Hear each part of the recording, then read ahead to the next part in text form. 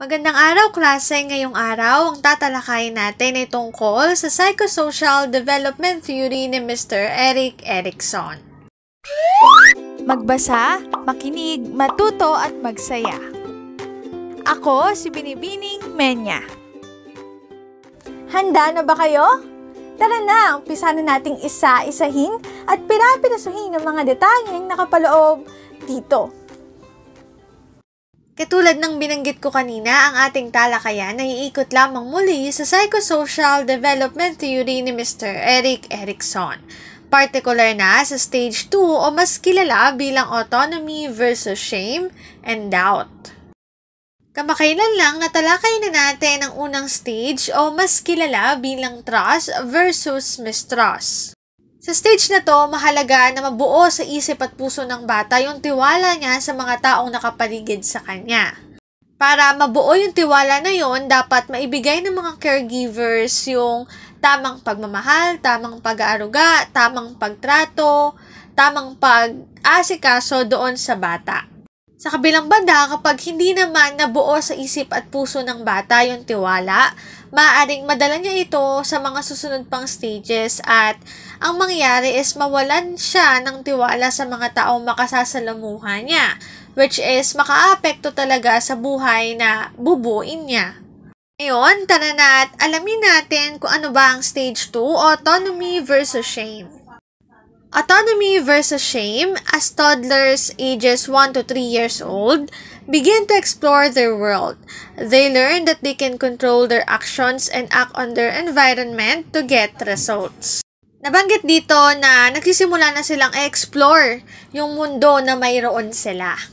Sa stage 2, autonomy versus shame and doubt, dito na nagkakaroon ng paunti-unting independency yung mga bata. Dito na dapat sila hinahayaang maglaro, kilatisin yung mga bagay na nasa paligid nila. Sa paraan na kasi na yun, nabubuo yung autonomy o yung pagkakaroon nila ng confident sa sarili nila.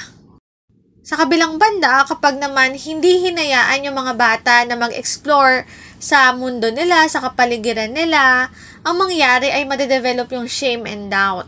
Imbes na magkaroon sila ng independency, ang mangyayari is mahihiya sila na gawin yung mga bagay, may isip nila na hindi nila yun kaya. Which is hindi maganda kasi yung trait na walang tiwala sa sarili, laging nagdadalawang isip is hindi maganda para magkaroon ng magandang buhay. Yung trait na yun maaaring makaapekto sa mga decision na gagawin nila sa mga susunod pang problems or challenges na makahaharap nila. Kapag maling decision yung nagawa nila, baka hindi sila magtagumpay sa buhay. Maging failure yung buhay nila. They begin to show clear preferences for certain elements of the environment, such as food, toys, and clothing. A toddler's main task is to resolve the issue of autonomy versus shame and doubt by working to establish independence.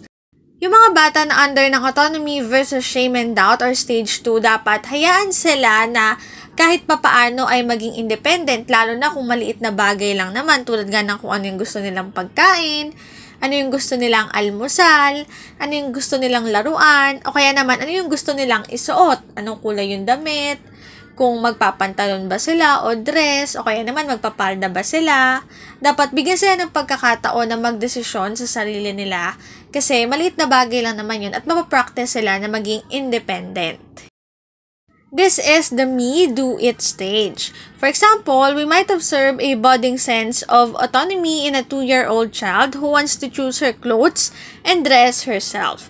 Although her outfits might not be appropriate for the situation, her input in such basic decision has an effect on her sense of independence.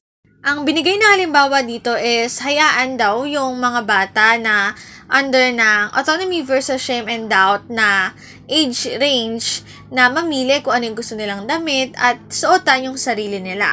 Maaring hindi maging angkop yung damit na pipiliin ng bata doon sa sitwasyon, pero at least natuto siya kahit papaano na maging independent, tumayo sa sarili niyang paa, magdesisyon para sa sarili niya. Which is good kasi maganda yung ganong trait sa mga susunod pang stages or susunod pang problems na maaari niyang makaharap. If denied the opportunity to act on her environment, she may begin to doubt her abilities, which could lead to low self-esteem and feelings of shame. Kanina, ang pinaliliwanag ko ay yung positive side o yung sitwasyon kapag natuto yung isang bata na maging independent. Ngayon naman, ang tatalakayin ko is yung negative side.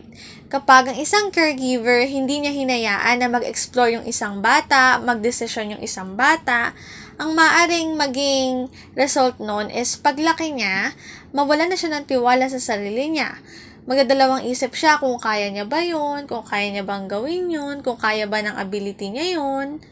Yung ganitong trait is hindi maganda kasi darating ang isang araw na kailangan niyang magdesisyon para sa sarili niya. Kumbaga, wala nang ibang taong magdedesisyon para sa kanya, kundi siya mismo. Kaya dapat bata pa lang ay matutuhan na niya kung paano mag-decide ng tama, kung paano pumili ng tama, kung paano magtiwala sa sarili niya or magkaroon ng confidence. Ang link na ito ang aking source sa mga written information na makikita nyo sa bawat slides. Autonomy versus shame and doubt. Dito na nagtatapos ang ating talakayan. Sana ay marami kayong natutuhan. Paalam!